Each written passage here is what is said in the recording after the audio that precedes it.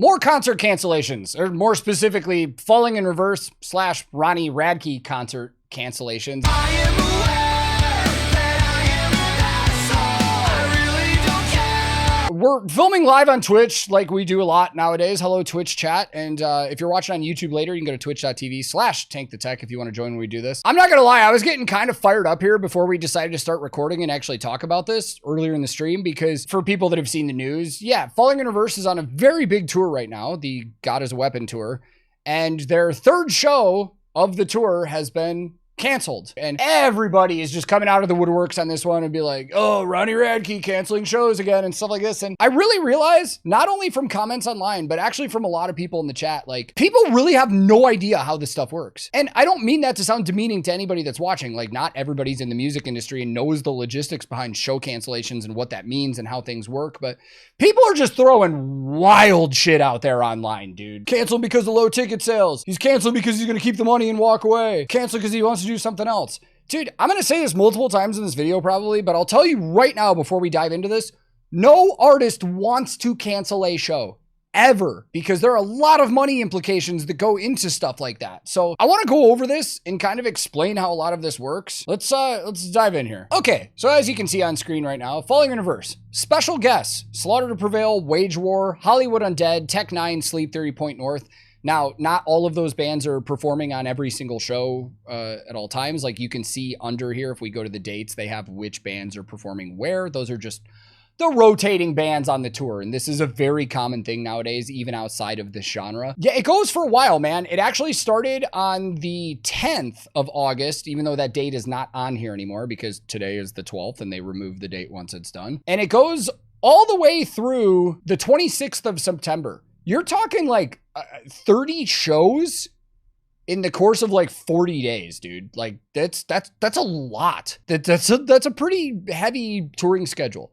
And most of these places are big amphitheaters in big places, upwards of 10,000 capacity for a lot of them. Well, as they've kicked off the tour, they had a big first show in Denver, or right outside Denver.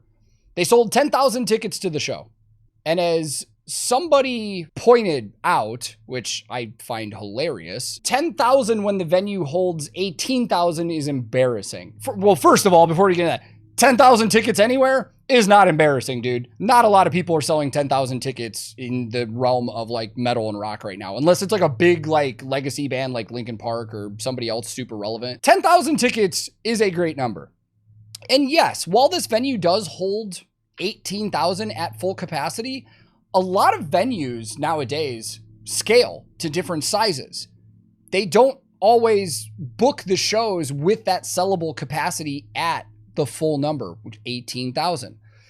I don't know what the sellout number for this was or what it was actually set up for, but a lot of times talent buyers and promoters, when they book the show, will do, okay, let's originally sell it at a sold out number of maybe 8. And then if it sells out, it looks like we're going to sell a lot more tickets, we'll open it up. This happens in arenas a lot too, where the stage gets moved forward or back in the arena, depending on what the capacity is going to be. So I don't know how this one was set up, but let's be 100% honest here. 10,000 tickets is still very impressive. And Ronnie even responded to this person and said highest attendance at 5 years at the venue. And I have no reason to doubt that that's not true, because, I mean, concert sales in the last 5 years since the pandemic have not been great across the board. So it wouldn't surprise me if 10,000 is the most that they've sold at that place in 5 years. But now that we've kind of covered that, like venues set up differently, the big thing that's been brought up the last, few days here is that shows are starting to cancel. The one that started it all was Lambgoat posted, Falling in Reverse headliner in Austin reportedly canceled due to low ticket sales. Now, this was reported August 10th, but there were people days before that were on Reddit saying that they had gotten emails from, I believe, Ticketmaster saying that the show was canceled, and they were wondering why. The article says that Falling in Reverse fans planning to attend the group's headlining concert in Austin, Texas this coming Wednesday, August 13th, were confused last week when they received official word from Ticketmaster, okay, so that was correct, that the event at Moody Center had been canceled. The notification simply stated, unfortunately, the event organizer has had to cancel your event. That is actually a really important thing to remember for all of this that we're going to talk about. The event organizer has had to cancel your event. We've since been told by a reliable source that the concert was scrapped due to poor ticket sales. Neither Falling in Reverse nor polarizing frontman Ronnie Radke have addressed the cancellation, nor seemingly will they. Foreshadowing, because they did. Falling in Reverse kicked off their God as a Weapon North America tour with Slaughter to Prevail, blah, blah, blah, blah, blah. We already talked about all this stuff. It also does say, notably, in addition to the aforementioned Austin stop, the Bristow, Virginia show on August 26 has been canceled for a undisclosed reason. And other outlets picked up on this too. Lambgoat was first, and then a bunch of other outlets started saying canceled show due to low ticket sales. This one even not even saying reportedly due to low ticket sales, just saying it was canceled due to, allegedly. Never mind. I can't read. Allegedly. Now, a lot of these outlets are saying reportedly and allegedly to cover their ass here, and they know it because Ronnie noticed and he addressed the situation. Falling in Reverse headliner in Austin canceled due to low ticket sales. This is the most likes and comments they get, by the way, because these guys are fucking losers. By the way, this is a fucking lie. What the hell? This is the baseline of my tour, pretty much, of ticket sales, roughly, more or less, across 31 fucking shows. That's about 10 to 11,000 people last night. Dallas, 10,000 people. Austin was 5,000 fucking tickets in a 7,000 cap venue 2 weeks before, so it'd probably be sold out if we had played it. You guys are fucking stupid. Stop fucking lying to the fucking people to make me look bad and make you guys look good and get clicks and views. If I ever fucking see you in person, brother, I'll find out. I swear to, I can't talk about this. Anyways, just audited Lambgoat's fucking Instagram.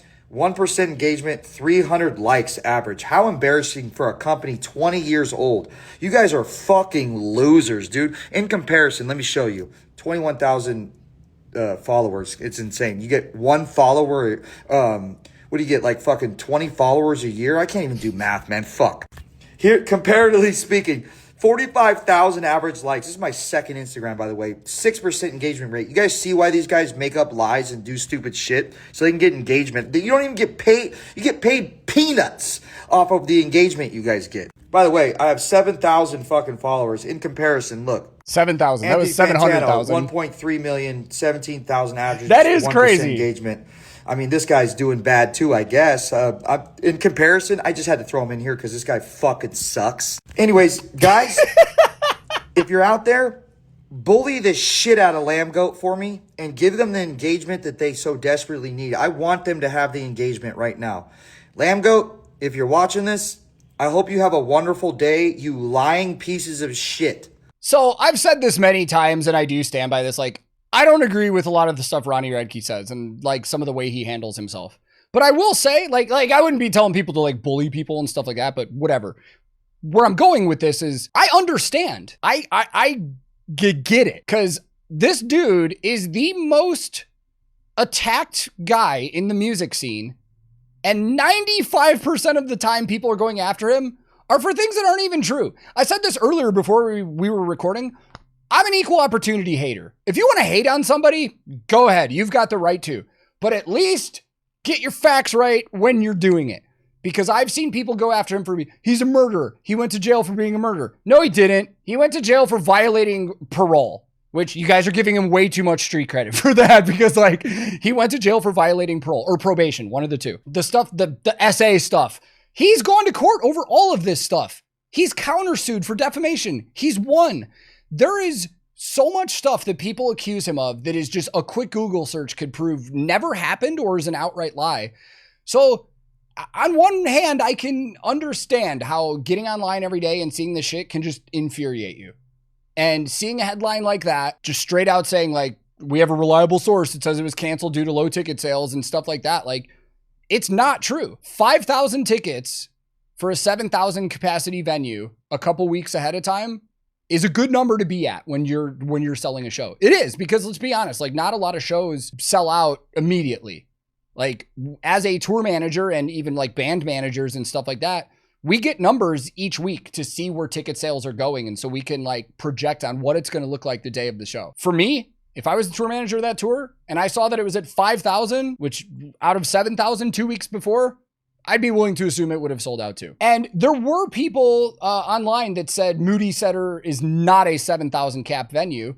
And Ronnie actually responded and said what I was saying earlier about how it's scalable.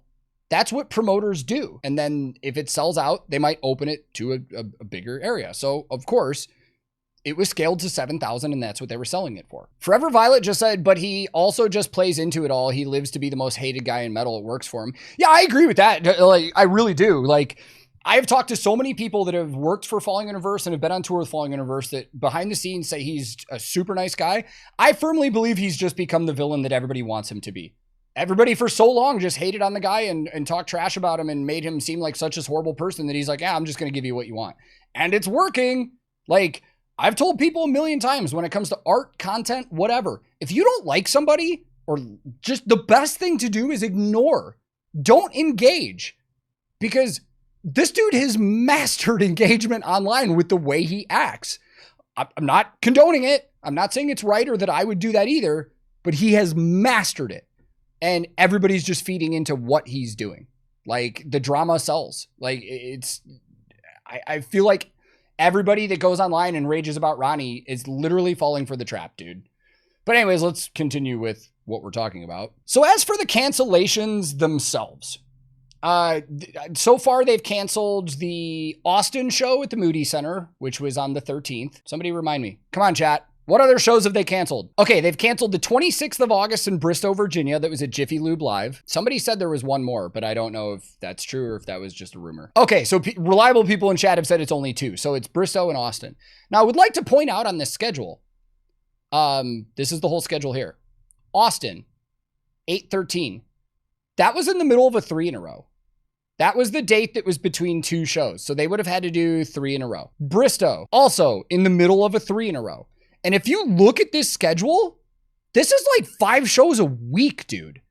That is grueling for any band, regardless of what style of music they're playing. 5 shows a week for amphitheaters and arenas and shit is rough, dude.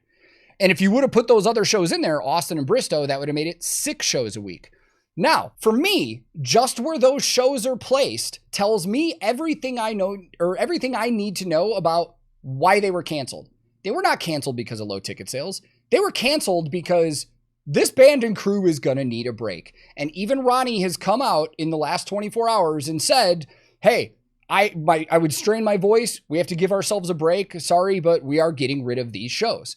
Because the truth is, no band, no artist anywhere wants to cancel a show. And I see so many people throwing stuff out here like, oh, they're booking these shows and they're canceling because he just gets to keep the money and run with it and walk away with it. That is not how this works. Because when shows get canceled, there are a lot of different things that can happen depending on who cancels the show, whether it's the artist that cancels the show or the promoter that cancels the show. But let's talk about this specific situation and we'll focus on Austin and Bristow. They have these shows booked. Tickets are selling. I would assume because he said they need to give themselves a break so they don't strain, he doesn't strain his voice and everybody gets a break. They're not doing 6 shows in a week. This was canceled from the band's side of things. We saw in that article that it did say the promoter has canceled your event.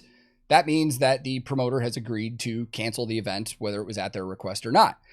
With a lot of these cancellations, there is a clause in contracts that is called a force majeure. And that is basically an act of God thing.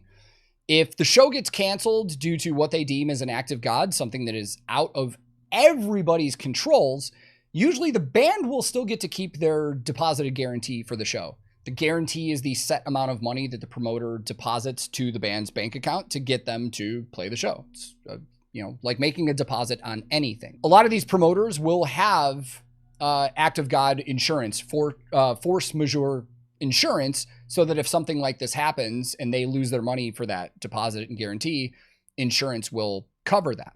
Now, in this specific situation, because it is the band, or what it would seem, is canceling, this is not an act of God.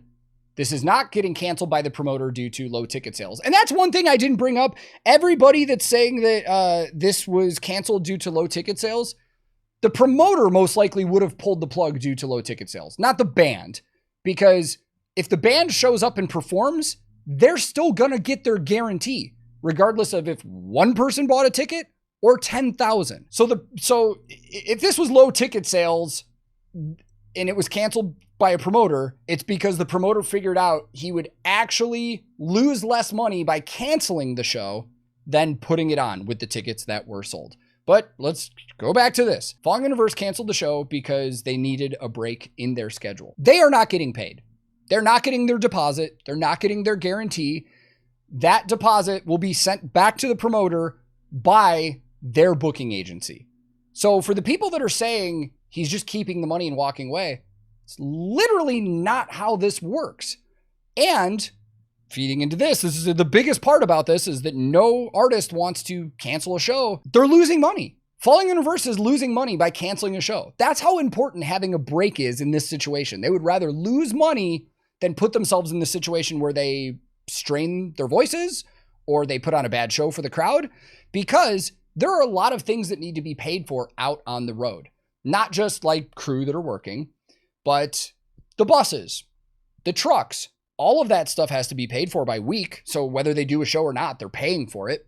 They have to pay for all the gear that's been rented that's out on the road, the audio, the lighting, the pyro. They budgeted for pyro for those shows. So now they've got a surplus of pyro that they're not going to use because they originally had those shows. Yeah, or as Mr. MX just said, they're risking that they might have to cancel more shows because Ronnie might destroy his voice by putting on that show that they didn't cancel. Yeah, sure. Now, with all that out of the way, Forever Violet in chat just brought up a really, really good point that I was hoping to get to. So the $1 million question, why was it booked that way in the first place? I will admit that is a very good question. Because when these tours are being booked, managers, and most of the time the bands, will see the tentative routing for these shows, and somebody had to have approved that. Whether it was Ronnie or their management or whoever, somebody had to have seen the tentative routing for this tour and been like, yeah, book it. We'll do all these. But now they've decided they're not going to. So my first initial thought was, yeah, they should have known better about this and maybe had better communication. And maybe somebody should have said, hey, we can't do 6 shows a week, or hey, we're going to not do 3 in a row and we need these days off. Or they possibly, which probably happened in this situation, is they didn't realize it until it was too late. Like, if I am not mistaken, what I saw Ronnie say online was, some of these new songs are straining on my voice, and I didn't think it was going to be a problem, but it is. Don't quote me on that. I'm not looking it up right now. I just believe that's what I read. So they may not have known that it was going to be, the schedule was going to be as grueling as it was when it was booked. And that's why they've now canceled these leading up to it. Yeah, Tuba Cuba just said in chat, they probably thought the schedule was going to work until they found out that it doesn't work. 100% absolutely. And again, I'll remind everybody, no artist wants to cancel a show ever for any reason, because it means they're going to lose money in the long run, because they're not going to wind up getting their guarantee, or even more than that. Because the guarantee is just the baseline. Let's just say, for the sake of numbers, a band is getting $100,000 for a guarantee to perform somewhere. That's the guarantee that they're getting regardless of how many people show up.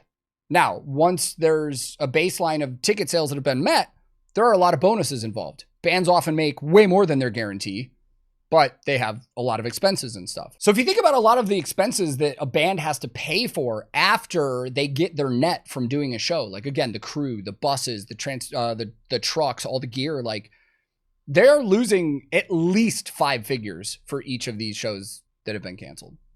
Easily. And nobody wants that. Deebrug brings up another good point too. Lost merch revenue. Yeah. They could have made an additional $100,000 from selling merch that night. Beastie in chat just said, how does cancellations affect the opening bands to, like, they still get paid still? That would all depend on the situation too. Like, I know there are bands that would go out of their way to still pay those openers. It kind of all depends on, like, really, like, who's cool. But I know situations in the industry where bands have taken care of their crews where they shouldn't need to. Like, people love to dump on Slaughter to Prevail, especially after, you know, this whole thing about their drum tech and stuff like that. But Slaughter to Prevail was support on a tour that got canceled somewhat recently, I think in the last year or two. And I know for a fact they still paid their crew for that entire tour that got canceled. So there are bands out there that will take care of the crew, the support, whoever, even if something gets canceled when it's not their fault. But on the flip side of that, as Darren in chat just said, I had a whole tour cancel on me that was supposed to start in a few days, and the artist I was going to work for just went, sorry, I lost a whole month of pay and there's no recourse. Yeah, that's the unfortunate part about being a roadie. I think all of us have gone through that at least once. Because if you don't have like a contract, which not a lot of roadies do contracts with their bands that they're working for.